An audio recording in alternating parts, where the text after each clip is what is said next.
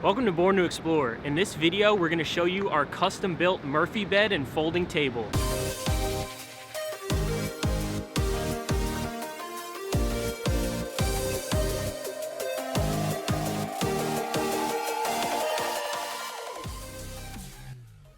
I'm Brandon. And I'm Maddie, and we're born to explore.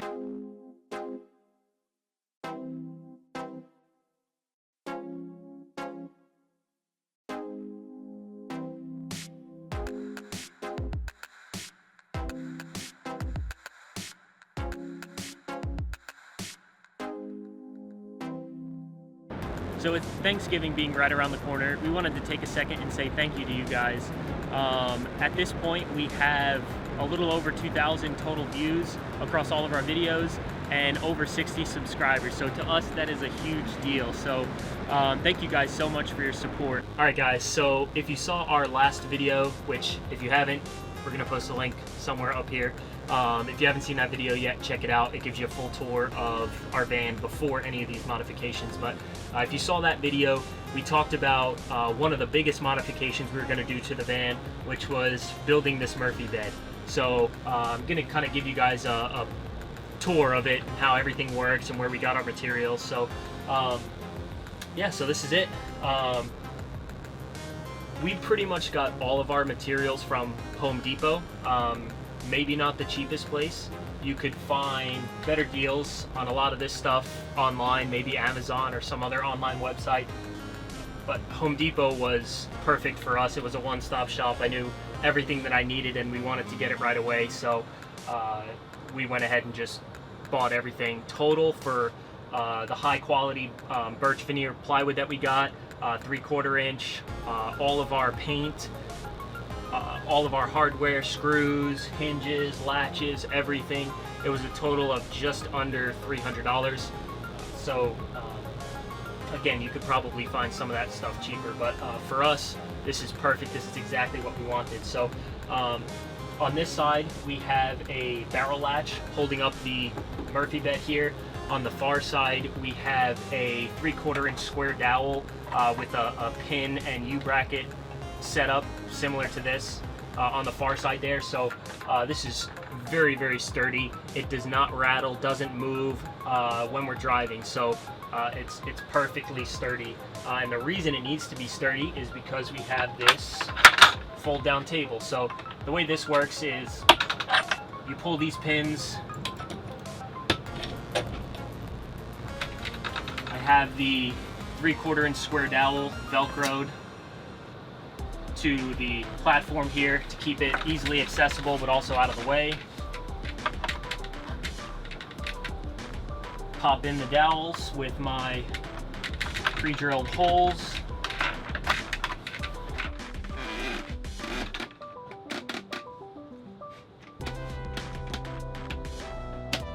There you have it. So very, very sturdy. I mean, I'm actually really trying to shake it and it's not going anywhere. So more than enough support with just that single 3/4 inch square dowel. So this will be our eating surface. We'll use this as a possible desk for typing. We'll use it to put the laptop or the iPad to watch movies. We also put this clear coat on the top. So it's a little bit glossy, hopefully to help with any spills or anything. It won't actually soak into the wood. One thing I will note is, as you can see here, these drilled out sections, I didn't trust the small screws that came with the piano hinge from Home Depot. I think the company or the brand was Everbuilt. It's like popular at Home Depot. The screws that come with it are really, really, really tiny, and I could just see them easily ripping out of the wood. So especially since I was pre-drilling a lot of the holes. So every couple of screws, I used a larger 3/4 inch, bigger thread screw. Come to find out after, the table wouldn't fold up all the way because the heads of the screws didn't sit flush and they were actually hitting on the bed. Easy fix, doesn't look that great, but it works perfect for us. So now it can actually fold up nice and tight against the bed. to be able to latch snugly. So again, putting the bed up, pull the pin, fold it up, lock it in place.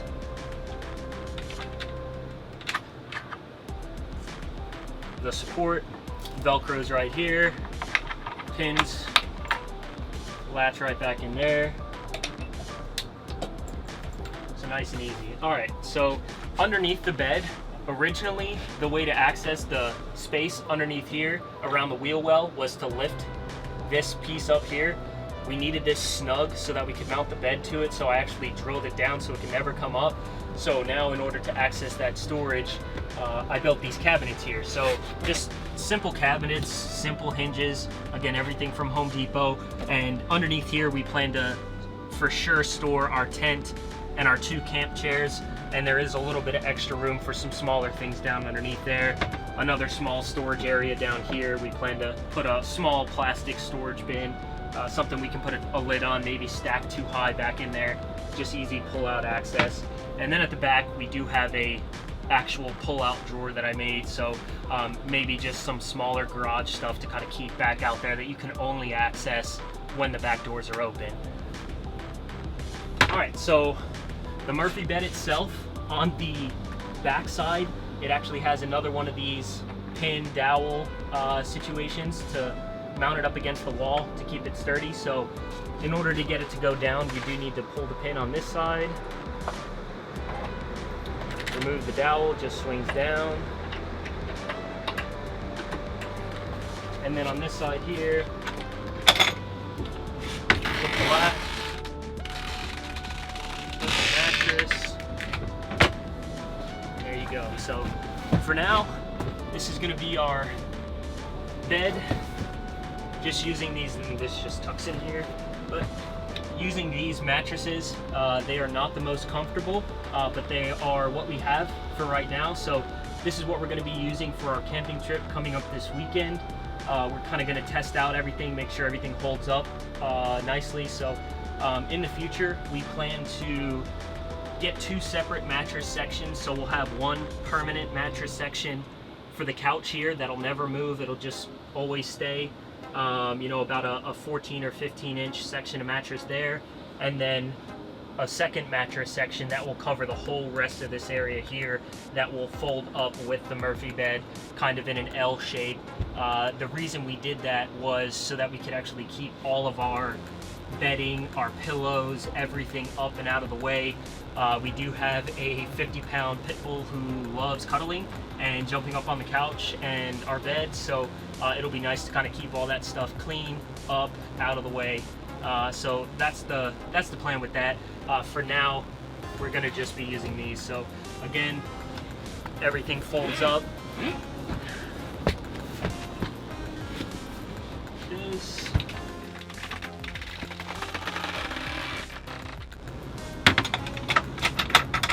This latches in here. Put the dowel back in here for support.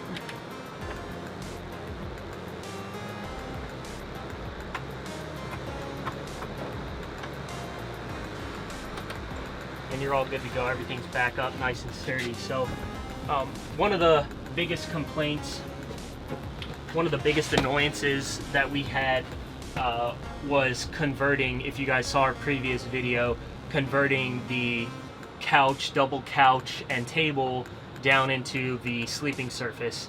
We actually had to go underneath the couches, pull out like 4 boards, go up to the front, get the table section, and then place in 5 separate pieces of wood to span that gap, and then fold down these 4 cushions into the bed. So it was a huge annoyance. So for us, this works so much better, makes a lot more sense. We're able to keep one section always, the bed will always be made and folded up in that area. So I think that's going to work out perfectly for us. The other thing that we did here is, since the way that our table's designed, you're not going to be able to really fit more than 2, maybe 3 people on this couch section to access the table. So we have these 1/2-inch boards that we were able to cut and make this span this gap here. So when the table's actually down, we're hoping if we did have anyone come hang out with us, spend the night, we'll be able to have one person on either end, kind of at the end of the table, and then have 2 people sit on the couch here. So you should be able to fit 4 people, play a card game, you know, hopefully fit 4 plates. So that's the plan with that there. One other thing that we did here, I should note, is we put a small section of just, we had some leftover Velcro, so we just stuck that there just kind of as a cushion to the back of the table so it doesn't scratch the bed or rattle at all. So push it firmly up against that and then latch it, and it stays nice and tight up against the bed, so there's no rattle there.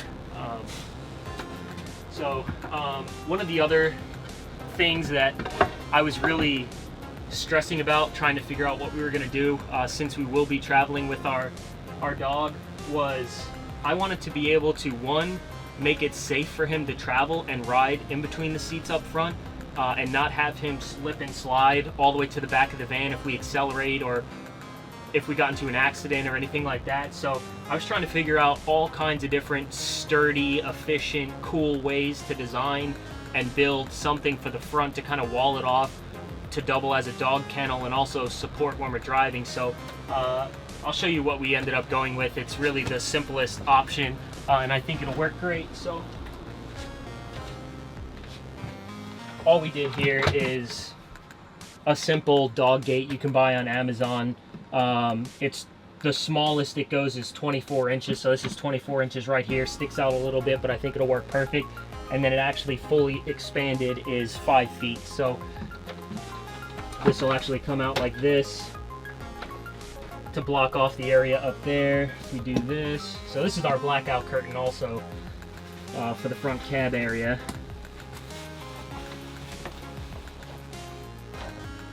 So if you can imagine it, our dog's bed will be in that area down there. When we're driving, we'll have this up. It's actually pretty sturdy, you know, so he won't be able to go to the back. What we plan to do is just a simple bungee around either the entire chair or just on this handle here to kind of hold this tight up against here. And when we do that, this isn't going to go anywhere. And this will also double as his kennel. So when we go off hiking and we need to leave the dog in the car, maybe places he can't go, we'll put him in the front here with his kennel, or with his dog bed, I should say. Pull this out, bungee it around, and he won't try to jump over it. He's a really good dog. So one of the other things that we've really been thinking about in preparation for, well, ultimately full-time traveling in March, but also for a camping trip this weekend, we really wanted to figure some things out. And one of the biggest ones was, how are we going to cook?